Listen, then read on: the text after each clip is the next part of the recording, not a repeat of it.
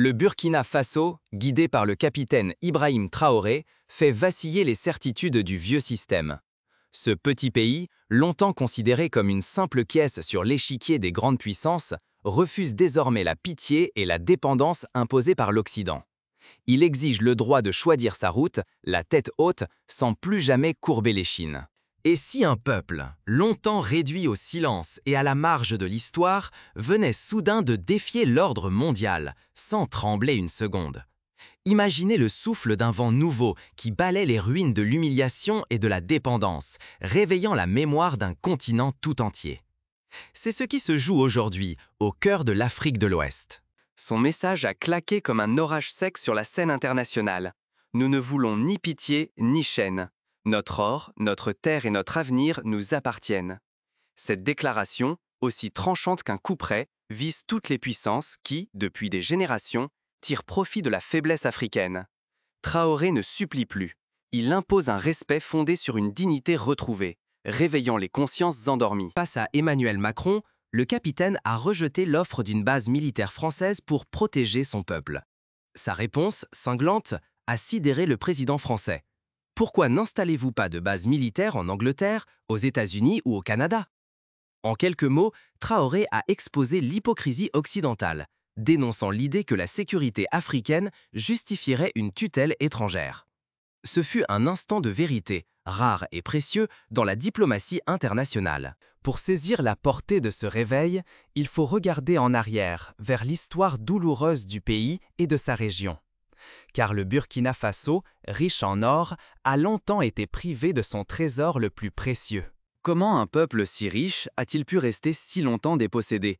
Pour comprendre, il faut remonter aux racines du paradoxe burkinabé, qui est aussi celui de bien d'autres nations africaines.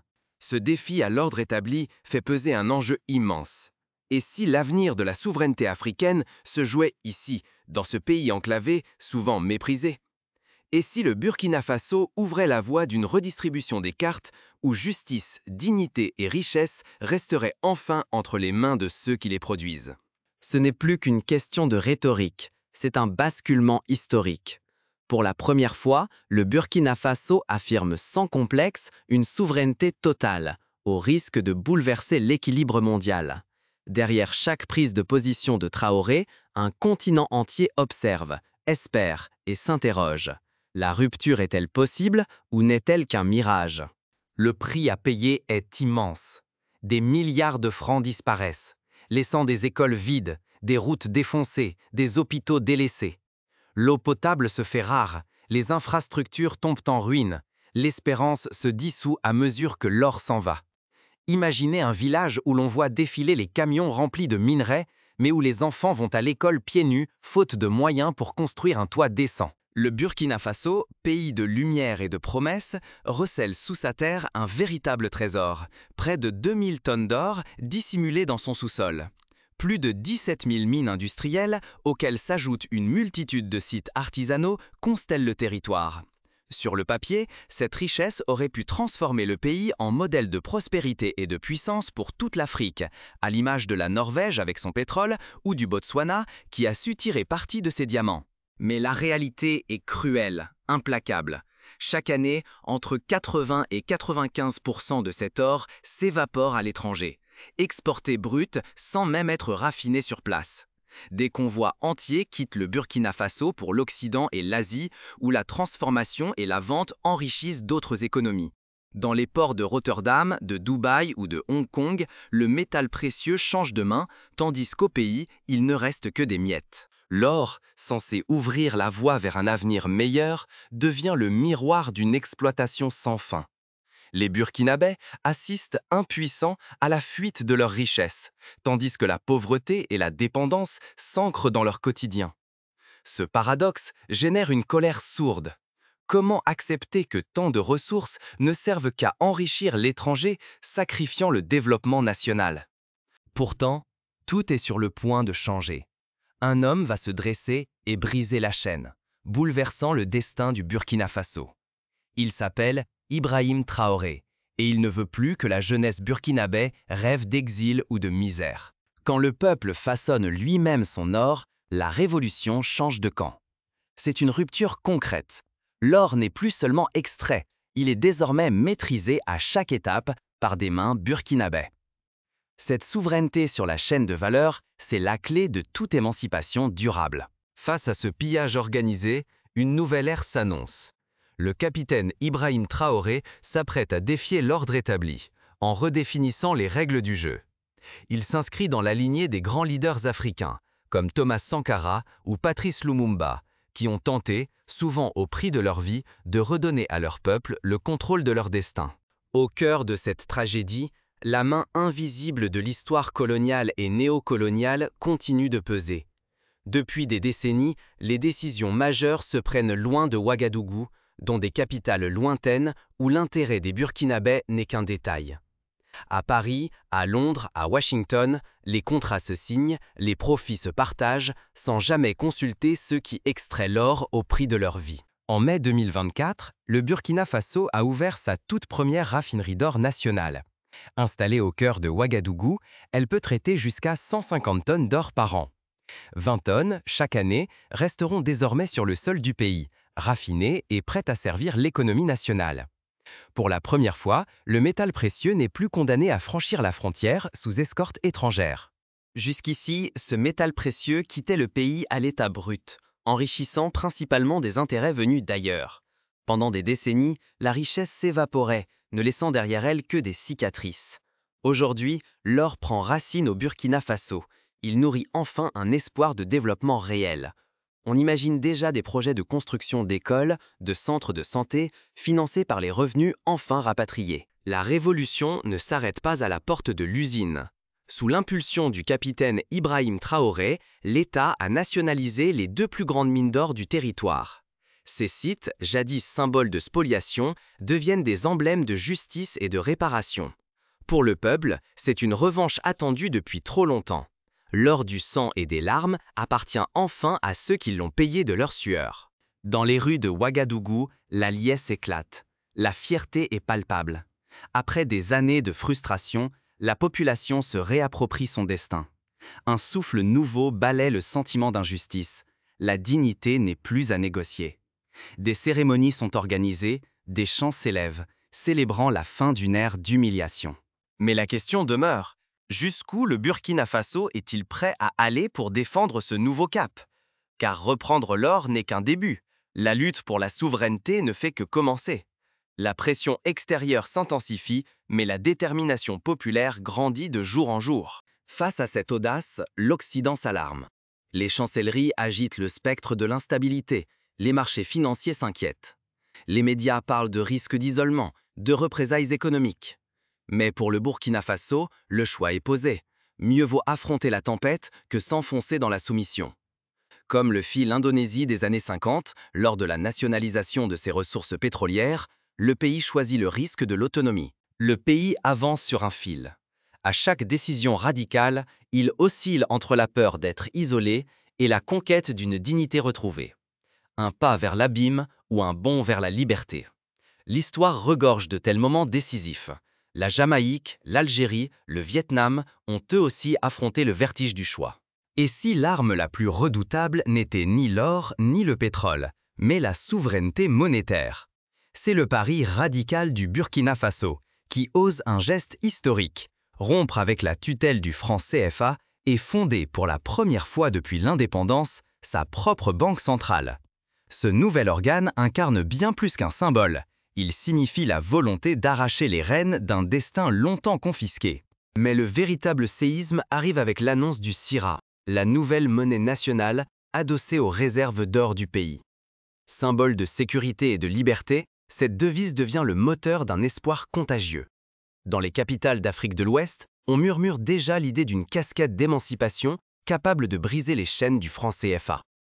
À Bamako, à Niamey, à Dakar, l'onde de choc est palpable. La révolution bancaire gagne du terrain. Plus de 200 000 nouveaux comptes voient le jour, portant les services financiers au cœur des villages oubliés. Pour la première fois, familles et petits entrepreneurs accèdent à l'épargne, à l'investissement et à l'espoir d'échapper à la précarité chronique. Dans la région de Bobo-Dioulasso, des femmes témoignent déjà d'une amélioration de leur quotidien. Elles achètent des semences, des outils, scolarisent leurs enfants. Dès ses débuts, la Banque nationale lance un programme inédit, des crédits agricoles à taux préférentiel compris entre 3 et 5%. Ces prêts ciblent principalement les femmes, qui forment près de 60% des exclus du système bancaire. Désormais, elles deviennent actrices majeures de la croissance locale, investissant, innovant, transformant le paysage économique des campagnes. On voit émerger des coopératives, des ateliers de transformation, portés par une énergie nouvelle. La question n'est plus de savoir si ce mouvement est possible, mais jusqu'où il ira et quel choc il provoquera, en Afrique comme dans le reste du monde. Les spéculateurs retiennent leur souffle, les diplomates multiplient les réunions d'urgence. Les risques sont immenses. Le Burkina Faso s'expose à la colère des puissances étrangères, à d'éventuelles sanctions économiques et à une instabilité incertaine. Pourtant, pour la population, c'est l'aube d'une espérance inédite, celle d'une révolution monétaire qui pourrait transformer, à terme, le destin de tout un continent. On se rappelle l'exemple du Ghana, qui, dans les années 50, a tenté pareille aventure, ouvrant la voie à une vague de décolonisation. Quand une nation, même minuscule, ose bousculer l'ordre établi, elle crée des précédents capables de bouleverser la carte du monde. Hier, l'Islande, la Tunisie, aujourd'hui le Burkina Faso. Chaque insoumission nourrit la suivante. Le pari burkinabé résonne bien au-delà de ses frontières. Mais chaque avancée s'accompagne de dangers insoupçonnés. Comme lors de la nationalisation du pétrole mexicain en 1938, les réactions internationales oscillent entre menaces et tentatives de déstabilisation. Sur le terrain, le changement est palpable. Dans les mines nationalisées, des milliers d'emplois voient le jour. Et pour la première fois, la majorité des profits restent au pays. Cette manne nourrit l'économie locale et restaure la confiance du peuple qui retrouve le sentiment d'appartenir à une société juste, capable de choisir sa voie. Les jeunes, qui jadis rêvaient d'émigrer, songent maintenant à bâtir une vie ici. Ce pas décisif déclenche une onde de choc. D'autres mouvements émergent, du Sahel jusqu'aux confins de l'Amérique latine. Des peuples longtemps réduits au silence puisent dans l'audace burkinabé la force de réclamer la maîtrise de leurs richesses et de leurs institutions. C'est le réveil d'une fierté étouffée depuis des générations. On pense aux peuples autochtones de Bolivie qui ont obtenu la nationalisation du gaz, ou aux Chiliens qui ont repris le contrôle du cuivre. Le Burkina Faso n'est plus isolé dans sa quête. Avec le Mali et le Niger, il a forgé l'Alliance des États du Sahel. Ce pacte n'est pas qu'un simple symbole. Ces trois pays adoptent désormais une monnaie commune, une défense concertée et une vision de l'avenir affranchie des chaînes occidentales. Un rêve de fédéralisme africain, esquissé par Kwame Nkrumah dès les années 60, commence à prendre forme. Mais la souveraineté a un prix. S'émanciper des puissances traditionnelles expose à des représailles économiques, à des pressions diplomatiques, à l'instabilité intérieure. Le pari repose sur un équilibre délicat. Garantir la stabilité, instaurer la transparence, bâtir la confiance entre États et citoyens. La lutte contre la corruption devient un impératif, tout comme la formation d'une élite administrative patriotique. Mais cette révolution n'est pas seulement politique. Elle bouscule le quotidien, les habitudes et exige des sacrifices. Comment les Burkinabés vivent-ils ce grand saut vers l'inconnu? L'enjeu est monumental. Transformer la colère en courage collectif, la défiance en solidarité durable. C'est le prix à payer pour qu'un modèle africain de souveraineté économique s'impose enfin et inspire le reste du monde. Comme le dit un proverbe burkinabé, « Seul on va vite, ensemble on va loin ». Pour le Sud global, le modèle burkinabé pourrait incarner le rêve de justice économique. Mais il risque aussi de devenir le nouveau champ de bataille entre vieux empires et peuples insurgés, chacun prêt à défendre ses intérêts jusqu'au bout. Les grandes compagnies minières scrutent la situation, prêtes à réagir. Dans les campagnes, l'espoir côtoie l'inquiétude. Les paysans craignent les hausses de prix, mais voient déjà les premiers effets des investissements publics. De nouveaux puits, des routes réparées, des dispensaires ouverts. À Ouagadougou, des jeunes entrepreneurs profitent des microcrédits pour lancer des start-up agricoles ou artisanales.